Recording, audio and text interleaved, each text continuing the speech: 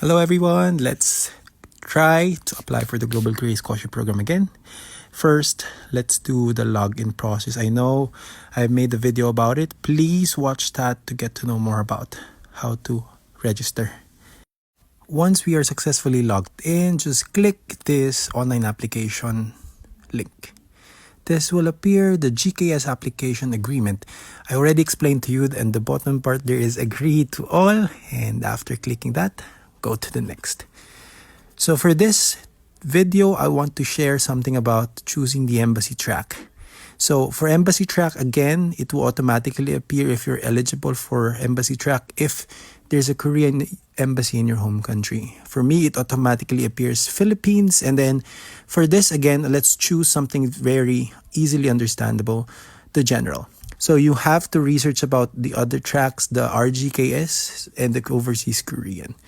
So let's use as business as our example. So for this part, we're going to be looking for bachelor's degree, and then business is under the social sciences. So just fill out a lot of the information. These are personal information. I hope you know your personal details, including the address, including all your phone number, your email. These are very important information because if you pass the round one, aside from the portal, you'll also probably be getting some notifications for this. So since you're not an overseas Korean, make sure to indicate that no, you're not a Korean citizen. At the same time, no, your parents are not Korean. But if you want to indicate that you are a overseas Korean, you have to click yes. And then I made an example for a specific folder in my laptop in order to include all of the information.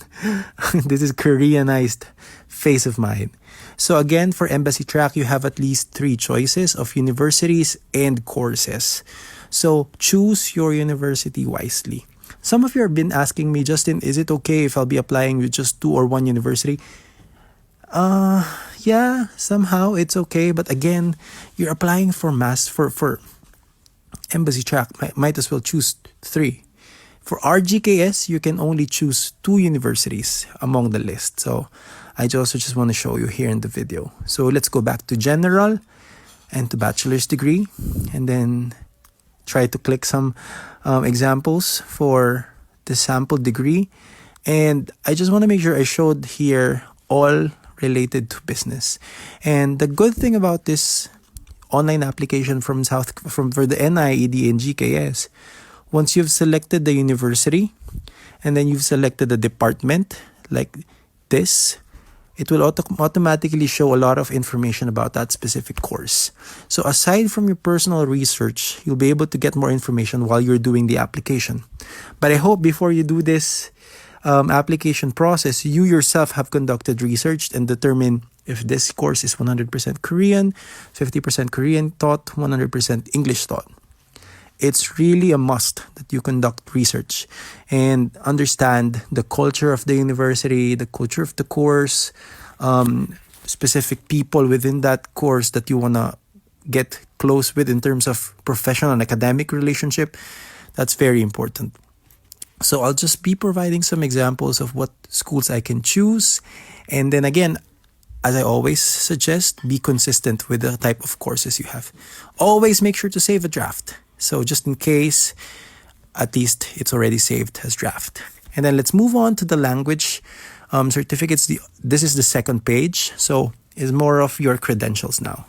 So for this example, since I know majority of you don't have topic score at least, so I'll just follow the same thing. I don't have topic score, don't have English language certificate.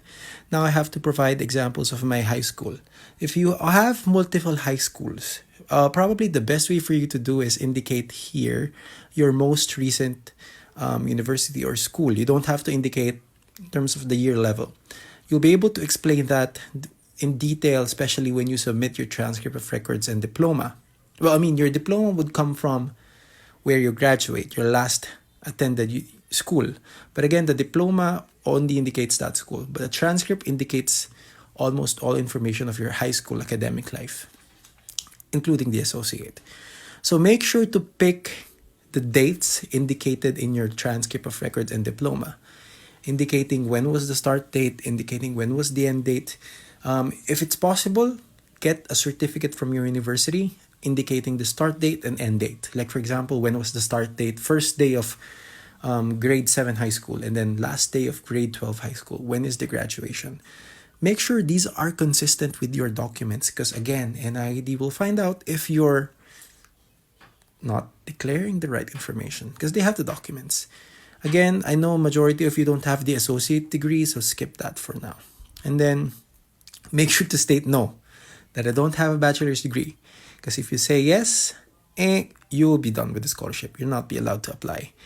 Now let's discuss now the academic transcript. A lot of you have questions with this. If your grades follow the prescribed grading system, like the percentage or like the 4.5 GPA, the 4.0 GPA, you don't need to convert. Just write what is in your grading system. So for my case, in college and high school in the Philippines, before it was in the 90s, 100, that's the grading system we use. So I just tried to provide an example. So 93 over 100, 94 over 100, 93 over 100.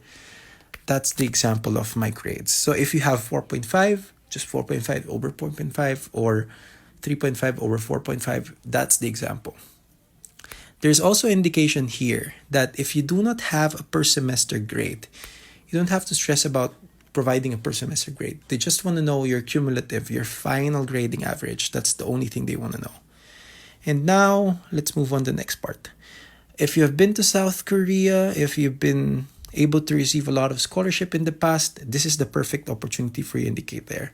Because, the one thing that you want to show is that when given the scholarship, I'll be able to accomplish it. This part actually explains that I was able to receive scholarships before, and I was able to accomplish them and successfully complete the scholarship program. That's a good example of how you sell yourself in some of the aspects of the scholarship process. Because again, you may be able to write this in the personal statement, but it's okay that they want you to indicate here as well.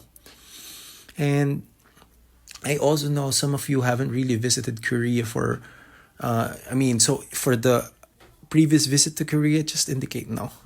And I tried to make the example of like personal statement. Just give me the scholarship. If that's possible, less than 50 characters. I hope they will accept it. But obviously they will not. They want to see what you want to share. Personal stories, personal learnings. And then for the study plan, they want to make sure that you have the structure. You have the mindset to study. That you are really aiming to get good grades here in South Korea. And again, future career, only tip I want to make sure that you know is to always include something to give back in South Korea. That's perfect, right? And then, these are some of your personal medical assessment that you have to check.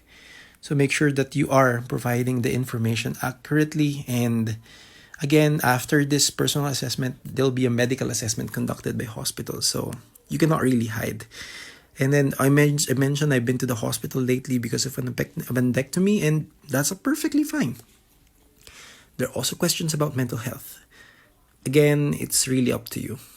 Now for the documents. You're probably able to see how I was able to to keep all my documents in one folder. Let's see now. So for easier checking, I made sure to follow this formatting style. So at least it's easier for me to monitor the names for each document. GKSU _ the name of the document based on what is indicated in the guidelines. I'm not sure if there's a specific name formatting, so I just make sure this is easier for me to follow, and probably this could be something that you can use. It's a system I do so I know which document is for which. So that's something that you can follow. And if you'll be able to notice, each requirement I only indicate or include one PDF file. Because the rule is, for multiple page PDFs, documents, include them in just one PDF. For example, for the proof of citizenship of myself and my parents, all the birth certificates, apostilles, and affidavits, including all the declarations within that, I just scan them all together into one PDF. It's easier for me to upload that way. It's okay to skip some of the requirements if you don't have them. But of course, if you have them, for example, a TOEFL certificate, Korea, proof of Korean descendant, your passport, include them. That's perfectly fine. And then you now have to save again and then move to the next stage. So for this, I think the final confirmation is more of you explaining or checking everything. Make sure all the information is correct. If there are issues, make sure to change them. Change the spelling, change the information. Again, that's how you do and navigate this part of the application. I'll be providing an example also for the university track, which probably would be simpler because it's just one university. Bye-bye.